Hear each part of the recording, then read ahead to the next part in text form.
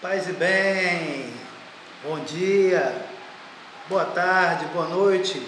Eu sou Emerson Bardalotti e esse é o Paz e Bem desta segunda-feira. No Paz e Bem de hoje, nós vamos falar, como eu prometi, da Conferência de Medellín. Esse é um livro que eu ajudei a organizar com meu amigo, o Neide Souza. E esse livro, Medellín, Memória, Profetismo e Esperança na América Latina, apresenta capítulos que procuram resgatar e manter viva a memória desse acontecimento histórico na vida da Igreja Católica Latino-Americana e Caribenha, que após o Concílio Ecumênico Vaticano II foi recepção, atualização e ampliação e também aplicação de temas que Medellín conseguiu desenvolver a partir da realidade vivida: pobreza, justiça, paz, libertação, justiça, juventude, entre outros. Os autores e autoras aqui no livro verificam que ao longo de mais de 50 anos, a Igreja conseguiu responder aos problemas encontrados e apontados por Medellín, o que foram avanços, descontinuidades, o que ainda se tem a fazer. Medellín faz parte do passado, ou os novos desafios que surgem na sociedade e na vida eclesial requerem um voltar às fontes. Medellín era o retrato de uma igreja profética, dos pobres, popular. E hoje? O objetivo desta obra, feita em mutirão, é manter viva a memória da Conferência de Medellín, uma igreja pobre, popular, de pastoral libertadora, apresentando o modelo de igreja na colegialidade samaritana às novas gerações. Pois Medellín é inteiramente fiel ao Concílio Ecumênico Vaticano II e quer ser uma igreja para fora, com o cheiro das ovelhas, como pede o Papa Francisco. Então, gente querida, gente amada, você que tem interesse em adquirir este livro, você pode consegui-lo no site da editora Vozes ou nos outros aplicativos de busca. Bom? Então, esse livro são divididos em 4 partes. A parte 1 traz o contexto histórico-teológico. A parte 2 trabalha a questão da promoção humana. A parte 3, evangelização e crescimento na fé. A parte 4, a igreja visível e suas estruturas. Então, gente, nós vamos ler aqui para vocês o prefácio do José Oscar Beoso, meu querido amigo. E ele vai dizer assim, que na primeira parte os colaboradores exploram o contexto histórico e teológico de Medellín. A primeira parte oferece 2 aproximações históricas. A de Neide Souza, que remonta à prática sinodal que precedeu Medellín, o Concílio Plenário Latino-Americano, realizado em Roma, e a primeira Conferência Geral do Episcopado Latino-Americano no Rio de Janeiro, por ocasião do 34º Congresso Eucarístico Internacional, em 1955. e a de Sérgio Coutinho, que se debruça sobre os trepidantes acontecimentos sociais e políticos do ano de 68, dos quais Medellín torna-se a principal referência no campo eclesial, com claro desdobramentos nas sociedades latino-americanas e caribenhas. Então, a Conferência de Medellín, ela é a primeira conferência episcopal que ocorre na América Latina. A primeira tinha sido a do Rio de Janeiro, em 1955, então anterior ao Concílio Ecumênico, Vaticano II. Essa conferência de Medellín,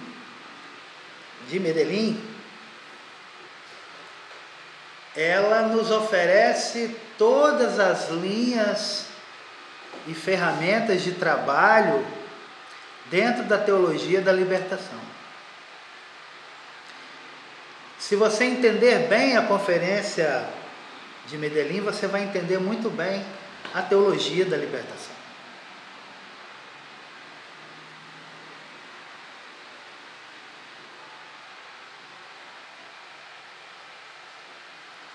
Então, o prefácio, como estou lendo aqui o prefácio do José Oscar Beoso para esse livro, ele vai apresentando os autores, vai apresentando o que levou os autores a escrever os capítulos. E aqui tem uma parte na página 11 que ele diz assim: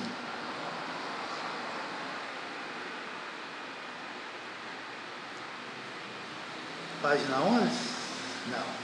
Página 12. Medellín não oferece, entre seus 16 documentos, algum que corresponda ao tratamento que o concílio dispensa à revelação e à palavra de Deus. Na sua constituição dogmática Dei Verbo, uma das peças basilares do Vaticano II. Uma única vez Medellín recorre à Constituição quando trata da formação do clero, convocado a escutar fielmente a palavra de Deus, como caminho para o discernimento à luz da fé, das situações e exigências da comunidade. E aí Beoso acrescenta: acrescentamos algumas outras dimensões que merecem destaques em relação a Medellín.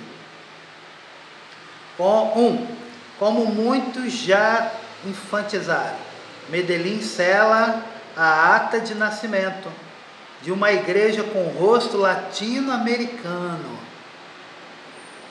assumida também com maior ou menor intensidade no Caribe e pelos latinos nos Estados Unidos e Canadá. 2. Traduziu na prática a definição de igreja como povo de Deus, no capítulo 2 da Lumen Gentium, por comunidades eclesiais de base. Há uma feliz e certeira definição de Medellín acerca das comunidades eclesiais de base. 2 pontos. Assim, a comunidade cristã de base é o primeiro e fundamental núcleo eclesial, que deve, em seu próprio nível, responsabilizar-se pela riqueza e expansão da fé, como também pelo culto que é sua expressão. É ela, portanto, célula inicial de estruturação eclesial e foco de evangelização e, atualmente, fator primordial de promoção humana e desenvolvimento. Isso se encontra na Conferência de Medellín, capítulo 15, versículo 10.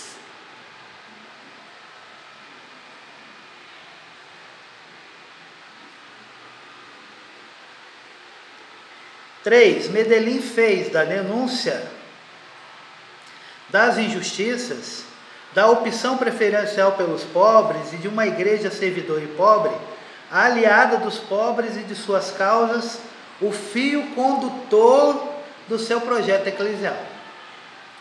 Agora vocês entendem por que a teologia da libertação ela tem a opção pelos pobres como aquilo que a define, justamente seguindo o exemplo de Medellín. Portanto, a teologia da libertação não é uma heresia, porque ela está fundada no Primeiro Testamento, no Segundo Testamento, segue as opções de Jesus de Nazaré e as conclusões da Conferência de Medellín. 4. O método ver, julgar e agir, já ensaiado por João 23 na Mater et Magistra e proposto na Gaudium et Spes, de se examinar nos acontecimentos os sinais dos tempos. Como ponto de partida para a reflexão teológica, foi integralmente abraçado por Medellín. Sua ênfase deslocou-se, entretanto, do ver e do julgar para a urgência do agir, como acentua a mensagem aos povos da América Latina. Diz Medellín: a hora atual não deixou de ser a hora da palavra, mas isso se tornou com dramática urgência a hora da ação. Chegou o momento de inventar como imaginação criadora a ação que cabe realizar e que principalmente terá que ser levada a cabo com a audácia do Espírito e o equilíbrio de Deus. Que lindo! Isso está na introdução ao documento de Medellín. 5. Entre o exercício da colegialidade episcopal com sua plenitude nos concílios e sua forma apequenada e apenas consultiva adotada nos sínodos, Medellín distanciou-se da última e aproximou-se da primeira, oferecendo para a Igreja Universal seu modelo de conferências episcopais deliberativas e com magistério próprio. 6. Abriu caminho para uma colegialidade não apenas episcopal, mas eclesial e ecumênica, quando leigos e leigas, religiosos e religiosas e convidados de outras igrejas cristãs participaram intensamente de todo o processo de elaboração das conclusões nos 16 grupos de trabalho, contribuindo para a elaboração dos textos, propondo emendas e votando. Apenas o voto de aprovação final ficou reservado aos bispos e aos religiosos delegados da CLAR. Medellín deu os primeiros passos na direção do sonho de que caminhássemos não apenas para conferências episcopais, mas para assembleias do povo de Deus, como forma mais acabada da realização do que está proposto na Lumen Gentium. Ao definir a igreja como povo de Deus, ou seja, um povo em que todos os batizados e batizadas gozam de plena cidadania dentro da igreja. 7. O clima de comunhão e corresponsabilidade alcançado nas preces e trabalhos diários, nas conversas de corredores e nas refeições, culminou na celebração final, onde os convidados das outras igrejas solicitaram e foram atendidos no seu desejo de celebrarem juntos a Eucaristia. 8. No Brasil, o texto integral das conclusões, em uma tradução do dominicano Benevenuto de Santa Cruz, fundador da livraria editora Duas Cidades, enviado especial do jornal Folha de São Paulo,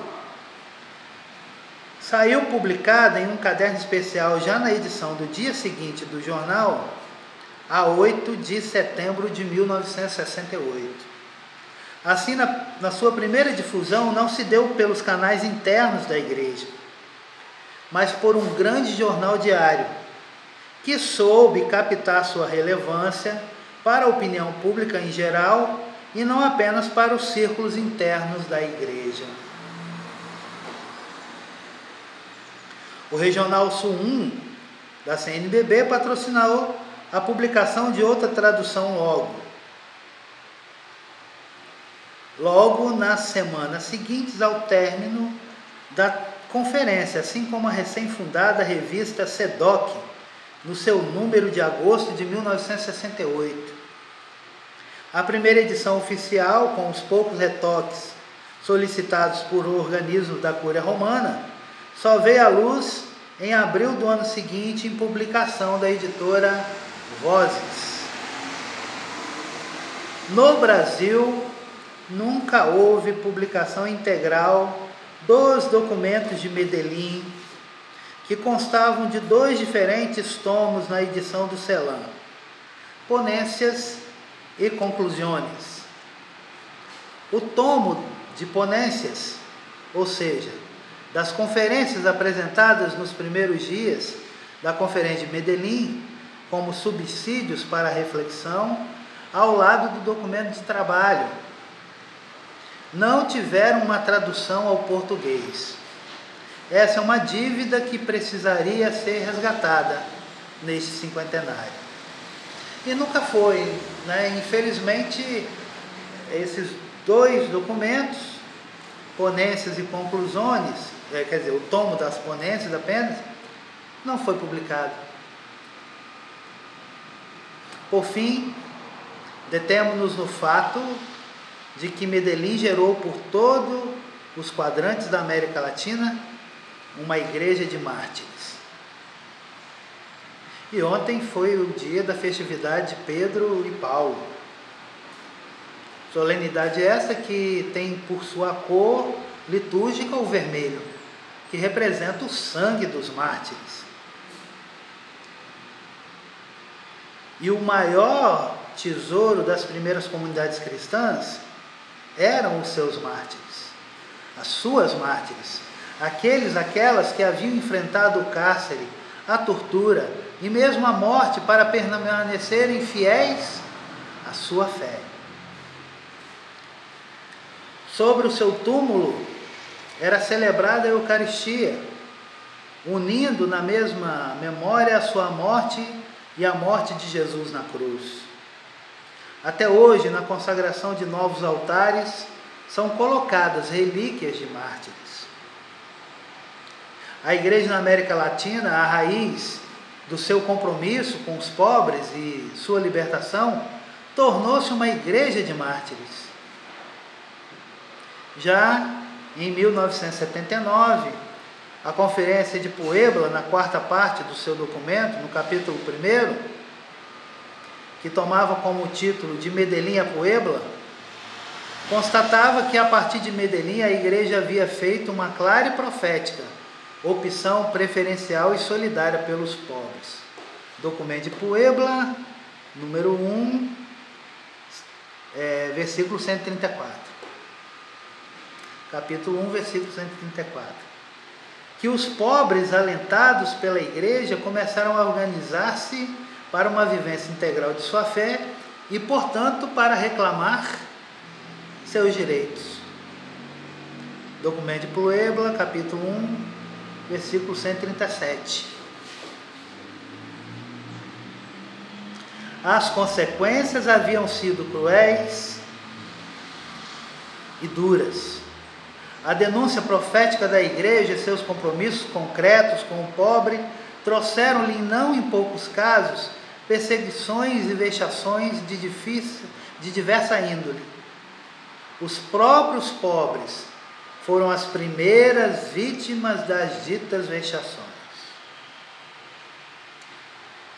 Sem usar diretamente a palavra martírio, o documento de Puebla constata o espírito de sacrifício e abnegação de muitos pastores no serviço ao Evangelho, seja na pregação, seja na celebração dos sacramentos ou na defesa da dignidade humana, enfrentando a solidão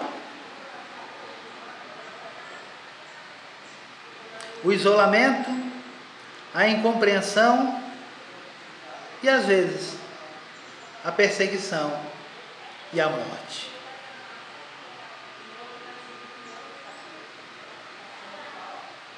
O que em Puebla era tratado de maneira velada, com receio até de pronunciar a palavra martírio, em Aparecida, em 2007, é claramente assumido.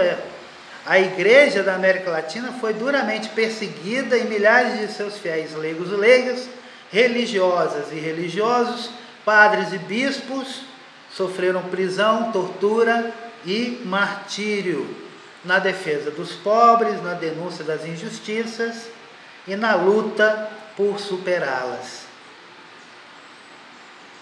Então, gente,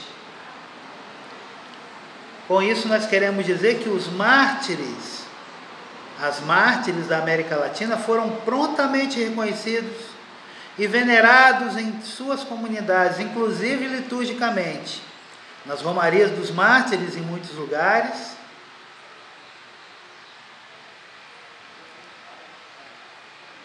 E o mesmo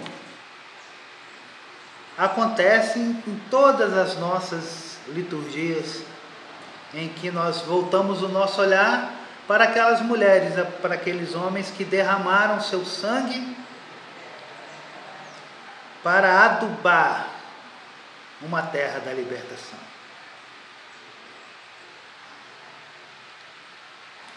Hoje foi o início dessa caminhada por Medellín. Na próxima segunda-feira a gente continua. Quem quiser comprar o livro é só entrar no site da editora Vozes ou nos aplicativos de busca da internet. Paz e bem, vida longa e próspera.